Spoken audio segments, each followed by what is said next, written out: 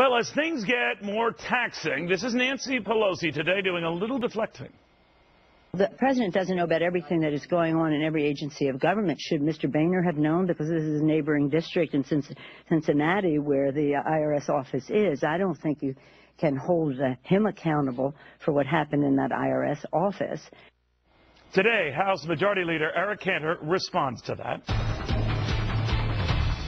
Welcome, everybody. I'm Neil Cavuto, and here's when you know this IRS thing is heating up. A former speaker throws her successor well into the frying pan. Says that if the president's accountable for everything going on under his watch, that John Boehner's accountable for everything going on, well, in his neighborhood. Now, she dismissed the comparison to make the point, but then again, she used the comparison to make that point, didn't she? To House Majority Leader Eric Cantor, who says Nancy Pelosi is missing the point. Sir, very good to have you. What did you make of that comment? Neil, I don't quite follow what Nancy Pelosi was trying to say in that little piece you just aired, but what I can say is it's President Obama's IRS, and we're continuing to try and get to the bottom of the situation here.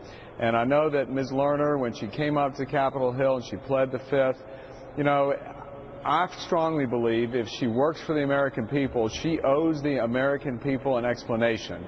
And if she can't give that explanation, she shouldn't be working for the American people. Do you think that, you know, if she comes back to I would imagine, try to plead the Fifth again, I don't know if you can even legally do that, that her opening statement, many are arguing, worked against her and nullified her pleading the Fifth? Well, again, I think they, you know, if in a court of law a judge came to that finding, a judge could put her in jail if she refused to come forward with testimony. Here in Congress, we are going to continue to try and address this situation in search of answers. You know, and trying to compel testimony here because, again, she is a servant of the taxpayers. She works for the American people, and the American people deserve an answer right now. I think if you look to the totality of the situation here, Neil, most Americans understand elections are about electing presidents and political parties which will promote their policies while in government. However, when it comes to the point where parties and individuals are using neutral instruments such as the Tax Enforcement Authority or the IRS to go and discriminate against political opponents, that is totally unacceptable. It's an egregious abuse of power.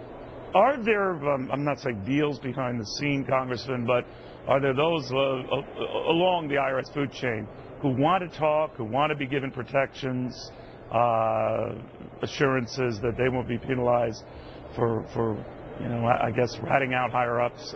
Is that kind of stuff going on?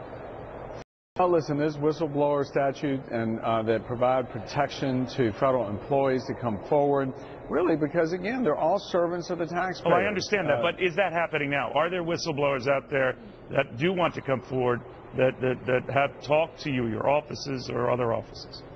Well, I can't comment on what kind of conversations are going on within the committee, but I can tell you there are plenty of federal employees that I have come into contact with who are very upset with what we see going on inside this administration. I mean, if there is a pattern of abuse that begins to develop, I think the president will have to come forward. We're asking the president to come forward to explain what he knew, when he knew it. And the problem is, Neil, you've got the president saying he was not engaged, nor did he know anything that was going on. He wasn't focused with the IRS. He wasn't focused on Benghazi. He's not focused on DOJ.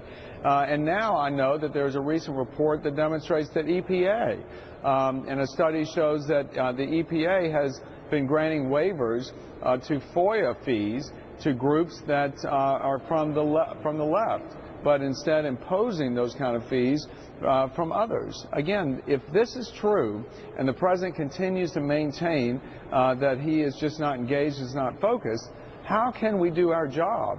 We need to be focused on regaining the trust in government while we keep rebuilding the faith in our economy. And I think that it's really time for the president to step up and lead on all of this. You know, Congressman, the president, we're told, is focused on eventually making a decision, maybe sooner than we think, on Keystone, and that part of it might involve allowing it to continue and open, but that there might be a flip where he would scale back, traditional fossil fuel production, that sort of thing, as a quid pro quo. All of this is just conjecture.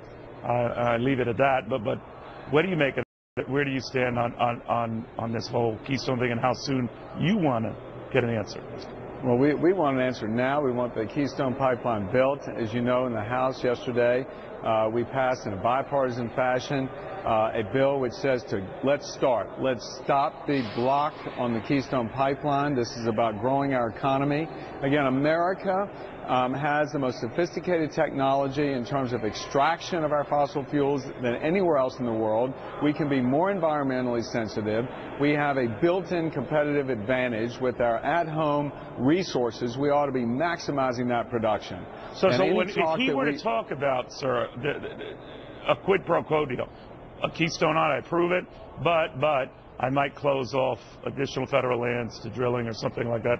Your response would be? Why in the world would he even be for something like that? We can do it more environmentally sensitively than anywhere else in the world. Okay. We've got the technology. We ought to be maximizing production. It lowers costs for families. It lowers costs for businesses. It can grow our economy and create jobs, which should be our focus. All right, Congressman, thank you very much. Eric Cantor in Washington. Good seeing you again. Thank you, Neil. All right, so Mike Emanuel in Washington on this.